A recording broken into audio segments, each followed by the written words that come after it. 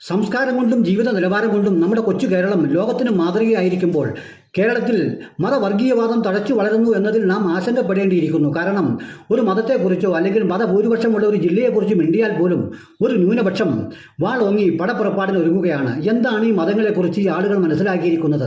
എല്ലാ മതങ്ങളും പുണ്യമതങ്ങളാണ്. എല്ലാ മതങ്ങളും സാഹോദര്യവും സ്നേഹവും വളർത്തുന്ന മതങ്ങളാണ്. ഇന്ന് നാം ഏത് മതങ്ങളെയാണ് പക്ഷേ വിശ്വസിക്കുക?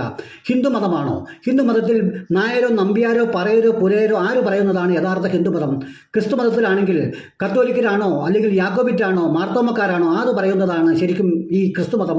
ഇസ്ലാം മതത്തിലാണെങ്കിൽ മുജാഹിദാണോ ജമാഅത്ത് ഇസ്ലാമിയാണോ കാദിയാനിയാണോ സുന്നി ആണെങ്കിൽ തന്നെ ഈക്കയാണോ എപി ആണോ ആര് പറയുന്നതാണ് യഥാർത്ഥ ഇസ്ലാം മതം?